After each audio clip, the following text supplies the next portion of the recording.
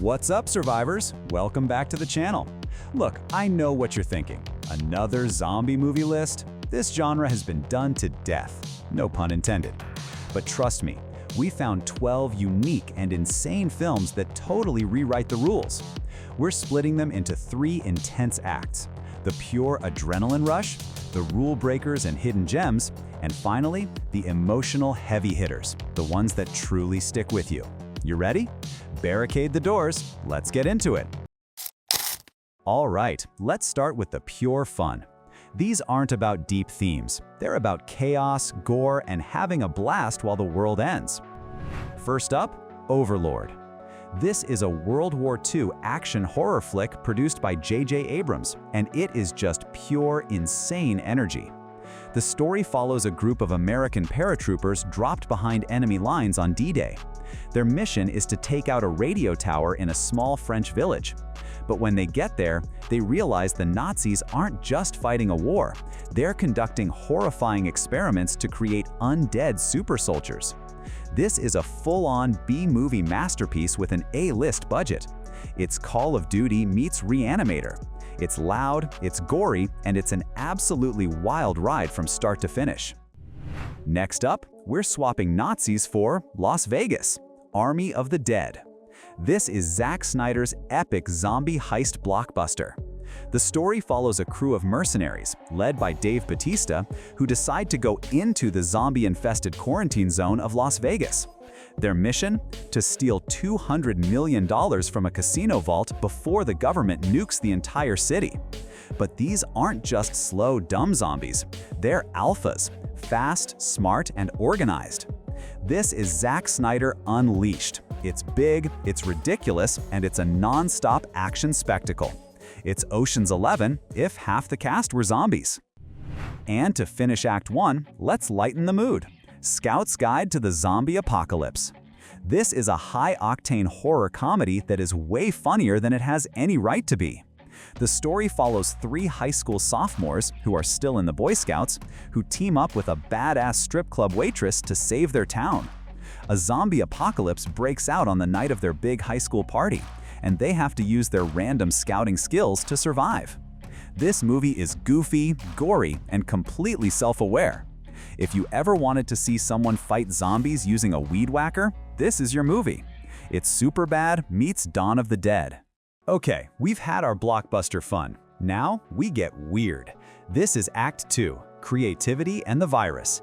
These aren't your grandpa's zombies. These films break the rules and focus on the infection. First up, Viral. This is an underrated Parasite-Horror film. It's small, tense, and deeply creepy. The story follows 2 sisters living in a small town that gets quarantined after a parasitic worm flu starts spreading. It's less about the undead rising and more about the infection itself, a horrifying parasite that takes over its host while they're still alive. It's a small-scale, super tense thriller that feels way too real. It's more Invasion of the Body Snatchers than Walking Dead. Next, Feral. This one is less of a zombie movie and more of a straight-up creature feature. A group of 6 friends go camping in the woods, bad idea, always, and are attacked by a creature infected with a feral virus. The infection spreads fast, turning its victims into rabid, bloodthirsty monsters that are more beast than human. This isn't a deep film, but it's a ton of fun. If you want a fast, brutal creature feature with a zombie virus twist, this is a perfect 90-minute ride. Now for a true hidden gem, I Am a Hero. This is a Japanese zombie masterpiece that is bonkers in the absolute best way. The story follows Hito, a total loser and struggling manga artist who is one of the first to witness the start of the apocalypse. And the zombies, called ZQN, are terrifying. They retain fragments of their past lives, repeating their old habits and phrases in a horrifying, broken record way. This movie is insane. It's funny, it's scary, the action is over the top, and the zombies are some of the most creative and unsettling I have ever seen. And the peak of this act, The Girl with All the Gifts. This is a brilliant, philosophical British sci-fi horror film. The story is set years after the fall, where humanity is on the brink. We follow Melanie, a young girl who is brilliant, kind, and a genius, and she's also a zombie. She's part of a second generation of infected children who are being studied by scientists like Glenn Close and soldiers in a desperate bid to find a cure. This movie flips the entire genre on its head. It's smart, it's tense, and it asks, what if we are the monsters and the zombies are the next step in evolution? The ending is unforgettable. All right, we've had our fun. We've broken the rules. Now for the final act. These are the films that hurt, the ones that aren't about the gore, but about the human soul trying to survive in a dead world. First up in our final act, Extinction. This is a bleak, frozen, post-apocalyptic drama. The story picks up years after the infection. It follows two men, Patrick and Jack, who were once friends but are now bitter rivals, living as neighbors in a desolate, frozen town. They're trying to protect a young girl, Lou, and the zombies? They didn't die out. They evolved. This is less a zombie action film and more a bleak, frozen survival drama. It's about isolation, regret, and has a really cool, terrifying twist on the creatures. Next, a masterpiece of isolation, The Night Eats the World. This is a French film and maybe the most realistic depiction of loneliness in the apocalypse. The story follows Sam, who goes to a party in Paris, falls asleep, and wakes up the next morning completely alone. The party is thrashed and the city is silent. He looks out the window and the apocalypse has already happened. He is trapped in the apartment building. This isn't a film about fighting, it's a film about coping.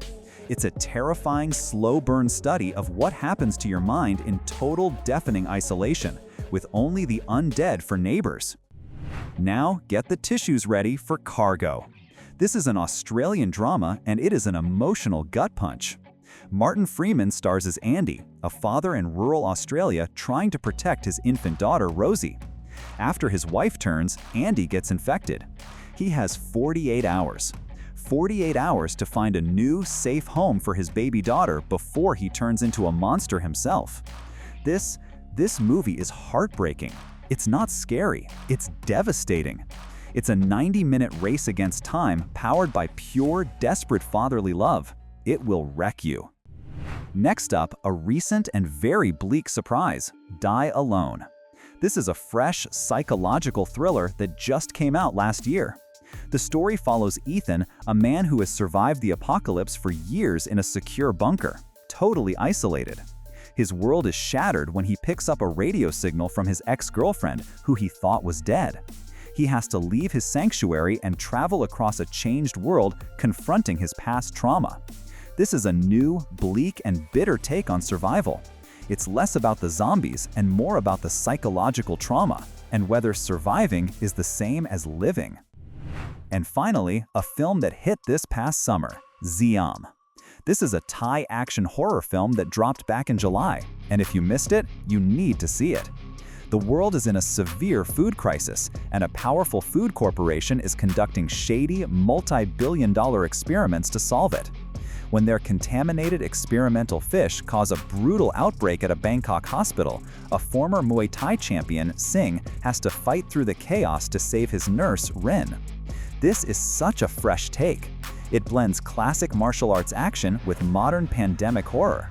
It's a relentless, high-octane thriller that asks what's scarier, the infected trying to tear you apart, or the corporate greed that caused the apocalypse in the first place. And that's our descent into the apocalypse. 12 zombie movies that prove there is still fresh meat on these old bones.